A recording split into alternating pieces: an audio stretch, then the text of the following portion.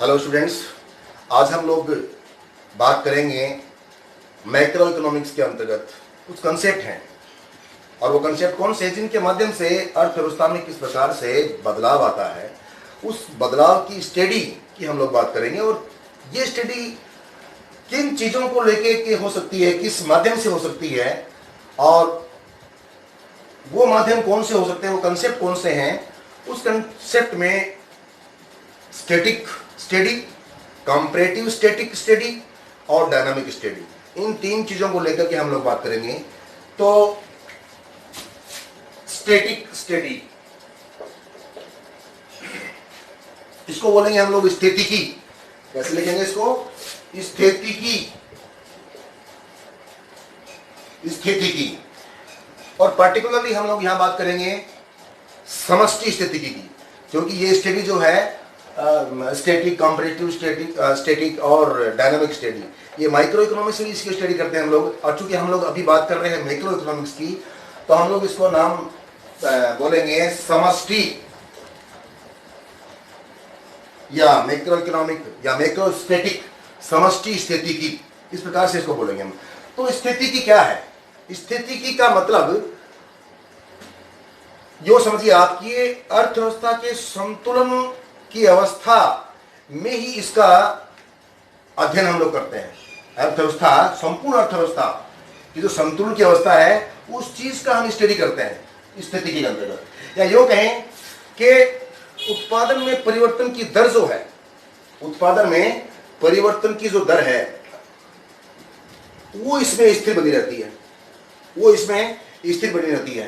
अर्थात इसको यूं कह सकते हैं कि उत्पादन में परिवर्तन तो हो सकता है, उत्पादन में परिवर्तन तो हो सकता है, लेकिन परिवर्तन की जो दर है वो समान रहती है। प्रोडक्शन बदलेगा, लेकिन उसके बदलने की जो दर है वो बिल्कुल स्टेबल रहेगी। अर्थात यूं कह सकते हैं कि उत्पादन माना कि 2% की दर से बढ़ रहा है, 2% की दर से उसमें वृद्धि होती आ रही है। तो ऐसी स्थिति को हम लोग स्थितिकी कहेंगे, स्टैटिक कहेंगे। प्रोडक्शन में माना कि 2% की वृद्धि होती आ रही है, कंटिन्यूशन 2% की वृद्धि होती आ रही है, इसका मतलब ये स्थितिकी है। वो कैसी स्टडी होगी? स्थितिकी स्टडी, स्थितिकी स्टडी होगी।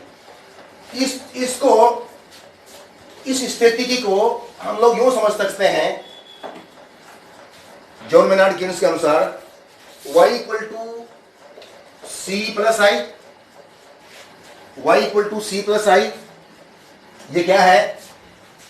राष्ट्रीय आय will be equal to consumption plus investment.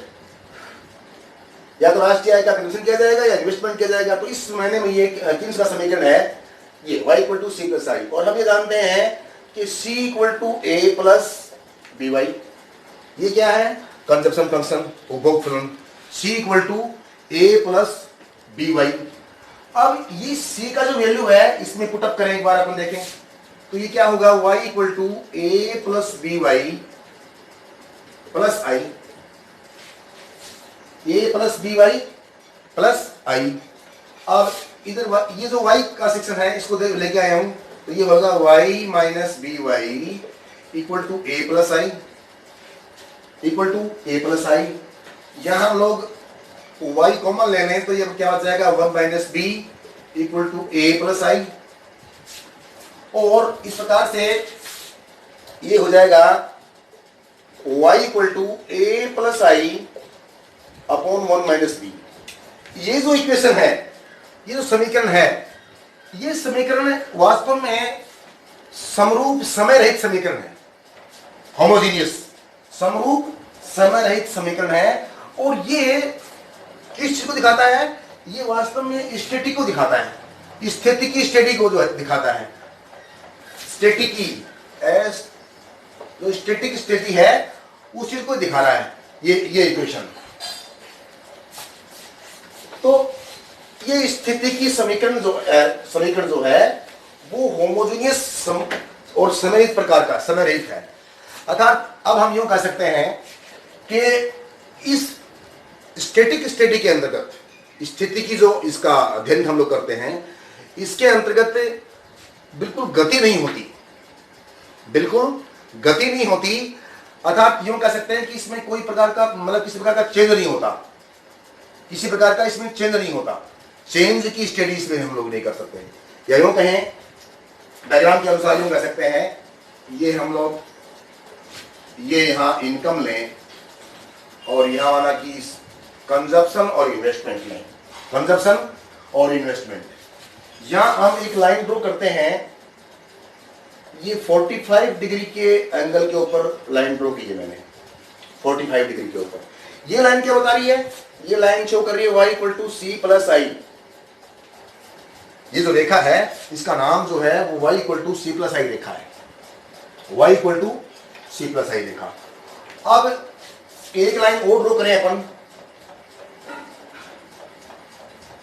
ये सी, इसका है, इसका मतलब ये कंजप्शन रेखा है, ये कंजप्शन रेखा है, कंजप्शन रेखा। अब माना कि एक लाइन और ड्रॉ करते हैं अपन, इन्वेस्टमेंट शामिल करें इसके अंदर, अपन इन्वेस्टमेंट शामिल करें, यानी कि वो रेखा कौन सी होगी? सी प्लस आई। और ये रेखा अपन ड्रॉ करेंगे तो ये होगी सी प्लस आई, यानी कि लाइन क्या बता रही है? सी प्लस आई, कंजप्शन प्लस इन्वेस्टमेंट को बता रही है। अब देखिए ये जो सी प्लस आई लाइन है, ये y equal to C plus I रेखा को यहां इंटरसेक्ट कर रही है, इस बिंदु के ऊपर, इस पॉइंट के ऊपर। और ये पॉइंट जो है माना कि बिंदु E0 है, ये पॉइंट का नाम दे दिया हमने E0 है। अब ये जो पॉइंट है इस संतुलन अवस्था के ऊपर, इनकम माना कि ये y0 है, इनकम y0 है। तो ये जो E0 पॉइंट है ये इक्विलिब्रियम का पॉइंट है, इक्विलिब्रियम का पॉइंट है। और ये इक्विलिब्रियम क्या बता रहा है कि इस इक्विलिब्रियम पॉइंट के ऊपर OY0 के बराबर, OY0 के बराबर इक्विलिब्रियम इनकम होगी।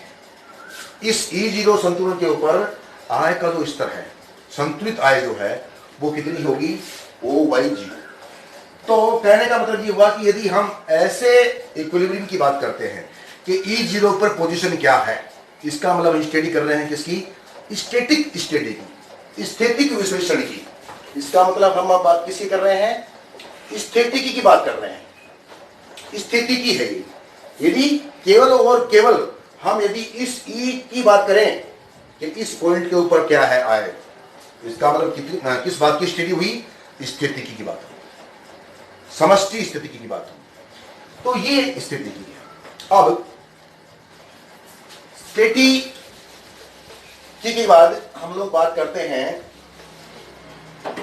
Comparative study, comparative static, comparative static, comparative static, तुलनात्मक स्थिति की। तुलनात्मक स्थिति क्या है? देखो हम लोग इस बात को जानते हैं कि अर्थव्यवस्था के अंतर्गत बहुत सारे परिवर्तन होते हैं, यानी कि इकोनॉमी इज नॉट स्टेबल। ये इकोनॉमी जो है वो स्टेबल नहीं होती, बहुत सारे बदलाव उसमें होते रहते हैं, बहुत सारे बदलाव होते हैं। और इन परिवर्तनों के माध्यम से, इन परिवर्तनों के माध्यम से इकोनॉमी जो है वो एक इक्विलिब्रियम से दूसरे इक्विलिब्रियम पर, दूसरे से तीसरे इक्विलिब्रियम पर, इस प्रकार से चलती रहती है। यानी कि नए नए साम्य बनते हैं, नए नए इक्विलिब्रियम बनते हैं, नए नए इक्विलिब्रियम बनते हैं। तो यदि हम इन नए नए इक्विलिब्रियम बनने वाले जो बनते हैं, जो परिवर्तन आता है इनमें संतुलन में, इन परिवर्तनों की जो हम बात करें, जो इन परिवर्तनों की हम तुलना करें, इन परिवर्तनों की हम तुलना करें, तो वो जो स्टडी है वो क्या कहलाएगी? कंपैरेटिव स्टैटिक, तुलनात्मक स्थिति की। उसको हिंदी में बोलेंगे तुलनात्मक और स्थिति की। इसका नाम होगा तुलनात्मक स्थिति की।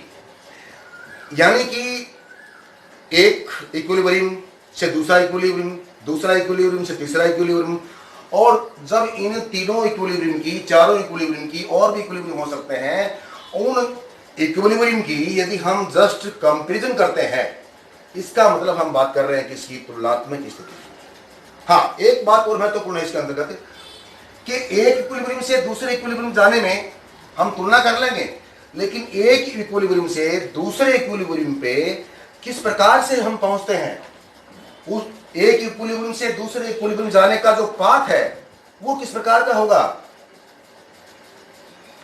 अर्थात हम कह सकते हैं कि एक इक्विलिब्रियम से दूसरे इक्विलिब्रियम जाने में जो पहुंचने का जो प्रोसेस है, जो परिवर्तन की जो प्रक्रिया है, वो कैसी रही होगी। और बीच बीच में क्या है कि बहुत सारे अनइक्विलिब्रियम में आते हैं, असंतुलन पैदा होंगे, तो वो असंतुलन किस प्रकार से हुए उसकी स्टडी इसमें शामिल नहीं होती है।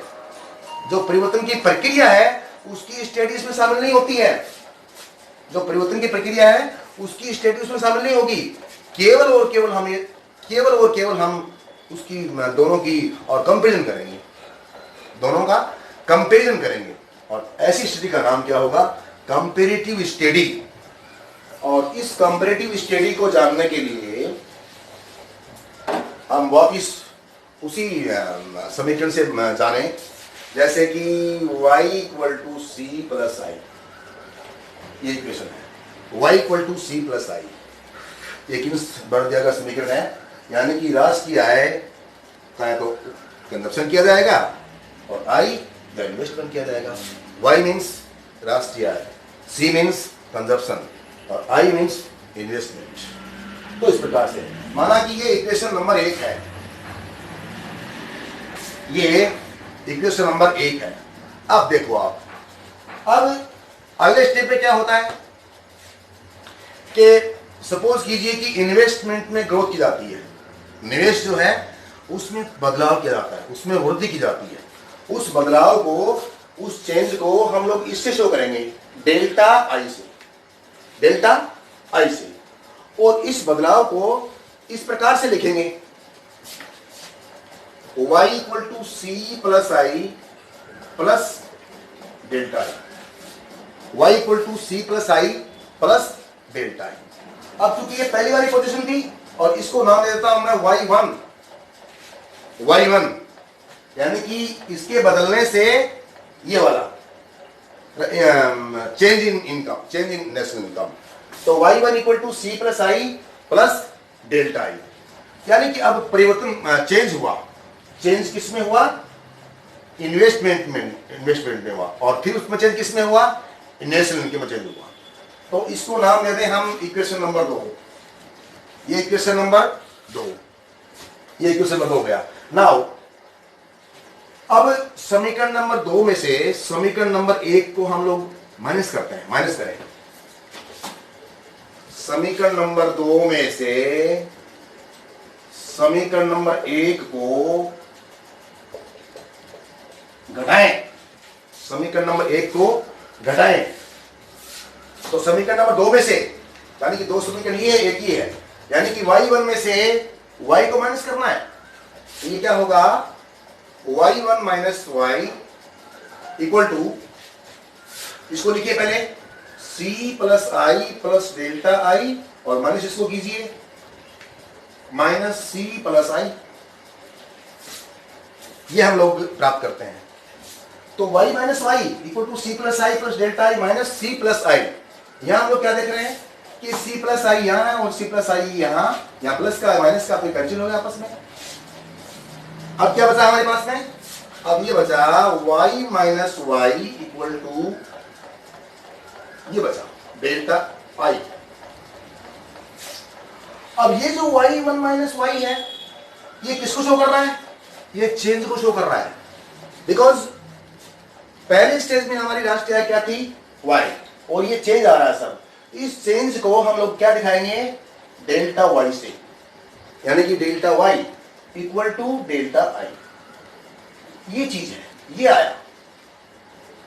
ये क्या बता रहा है कि चेंज इन इन्वेस्टमेंट अगर है तो उसके परिणाम स्वरूप चेंज y में भी आएगा, यानी कि निवेश में परिवर्तन के परिणाम स्वरूप राष्ट्रीय आय में भी परिवर्तन होता है। उस चीज को ये दिखाता है, डेल्टा y = डेल्टा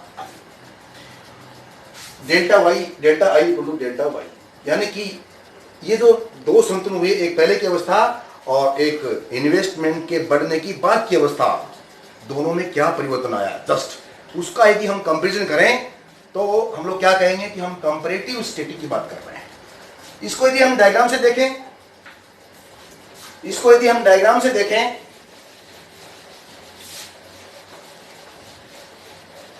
इसको यदि हम डायग्राम से देखें तो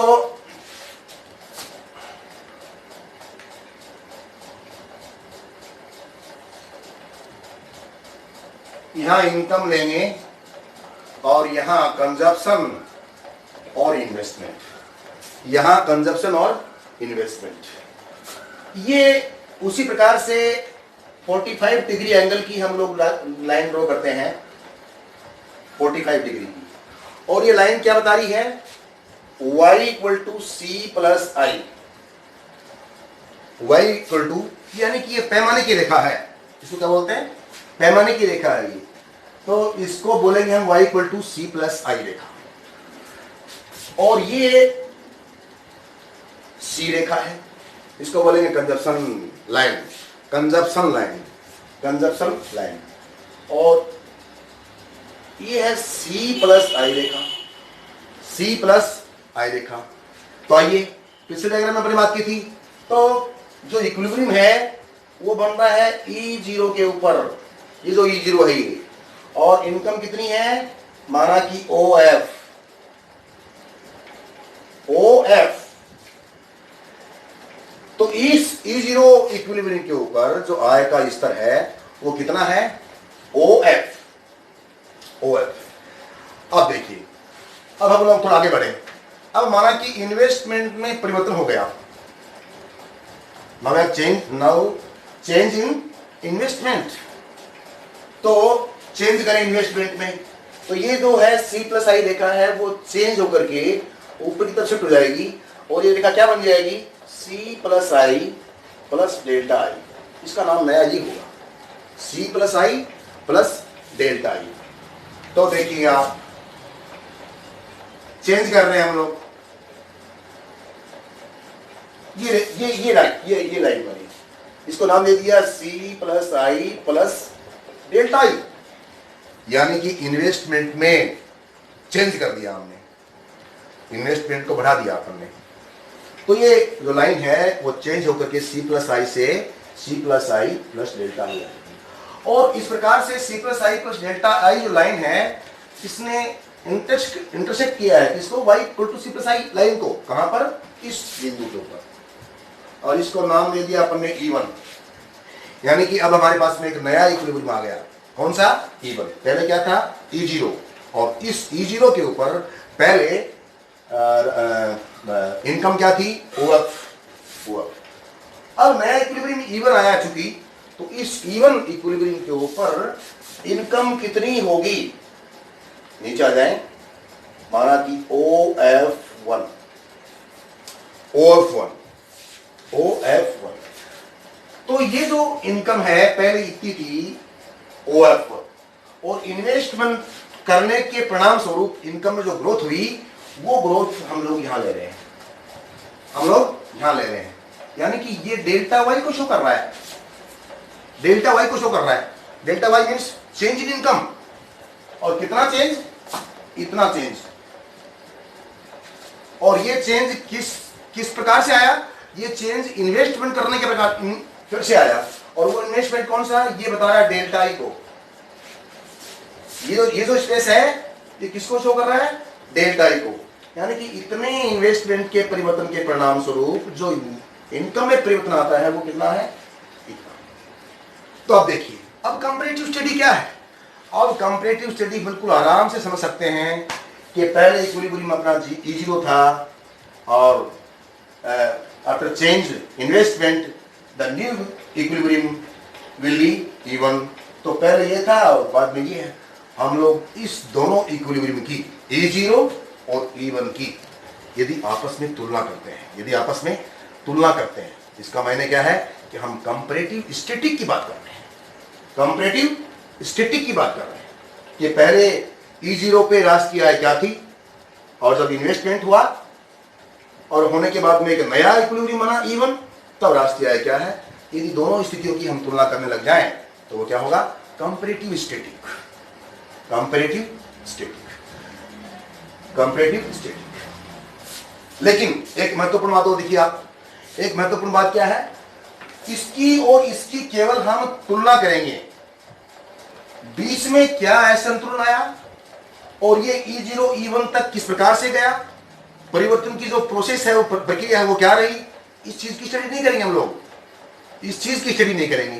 केवल और केवल हम ये जानेंगे कि इन दोनों में कितना अंतर है, कंपेरिजन करेंगे दोस्त।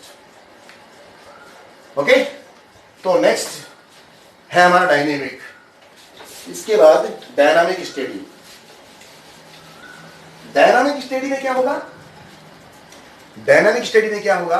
डायनामिक स्टडी में क्या होगा कि अर्थव्यवस्था में चूंकि कई प्रकार के परिवर्तन आते हैं, और मैंने बताया कि एक संतुलन से दूसरा संतुलन, तीसरा संतुलन, इस प्रकार से अलग अलग संतुलन बनते रहते हैं। और चूंकि स्टैटिक में हम लोग बात कर रहे थे एक पर्टिकुलर इक्विलिब्रियम की, उस चीज की स्टडी कर रहे थे। कंपैरेटिव स्टडी में हम किन्हीं दो संतुलन की, तीन संतुलन की हम कंपैरिजन कर रहे हैं। लेकिन डायनेमिक में क्या होगा?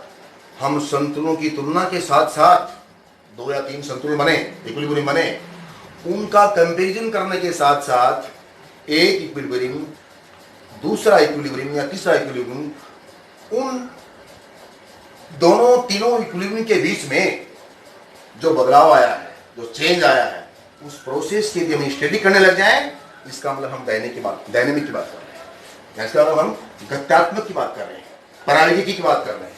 इसको बोलेंगे हम परावैगिकी, इसका नाम होगा परावैगिकी, डायनामिक, इसको बोलेंगे हम परावैगिकी या डायनामिक। तो बिल्कुल स्पष्ट चीज है कि जब दो संतुलन के बीच में होने वाला परिवर्तन की प्रक्रिया का अध्ययन यदि हम लोग करने लग जाएं, या एक संतुलन से दूसरे संतुलन तक पहुंचने के लिए कौन से असंतुलन आए हैं इकोनॉमी के अंदर, उस चीज की हम स्टडी करने लग जाएं, इसका मतलब हम डायनामिक की बात कर रहे हैं। इसका मतलब हम लोग डायनामिक की बात कर रहे हैं। इसके लिए आप पहले वाला डायग्राम काम में ले सकते हैं। इस प्रकार से मैंने आपको ड्रॉ किया, यहाँ इनकम ले रहे थे हम, यहाँ कंजप्शन और इन्वेस्टमेंट ले रहे थे, और ये y = C+i रेखा थी, ये C रेखा थी, ये C+i लाइन थी, और उसके बाद हम लोगों ने चेंज किया था, इसमें C+i +Δi थी। और तब हमने देखा था कि एक इक्विलिब्रियम ये बनता है, इसका नाम था E0, दूसरा ये बनता है, इसका नाम था E1। तो मेरा कहने का मतलब ये है कि कंपैरेटिव में हम लोग बात कर रहे थे E0 से E1, यानी ये तुलना कर रहे थे दोनों की। लेकिन डायनेमिक में क्या होगा कि ये जो E0 है ये जो E0 है और ये E1 है, इन दोनों का ये जो प्रोसेस है यहां से यहां तक का, यानी कि राष्ट्रीय आय OF और ये OF1, ये OF से OF1 तक कैसे हुई, क्या फ्लक्चुएशन है बीच में, क्या चेंजेस हुआ बीच में, किस प्रकार की प्रोसेस रही, उसके लिए स्टडी करेंगे हम लोग। तो वो क्या होगी? Dynamic study.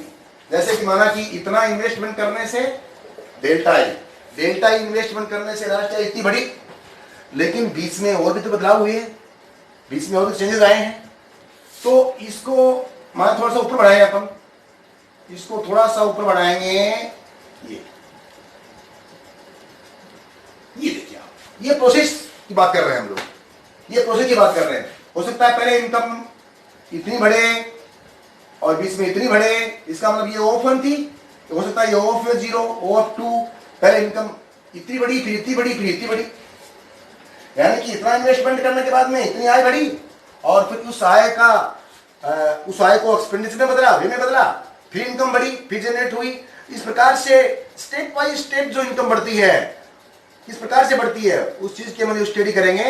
That will be called dynamic study, dynamic study.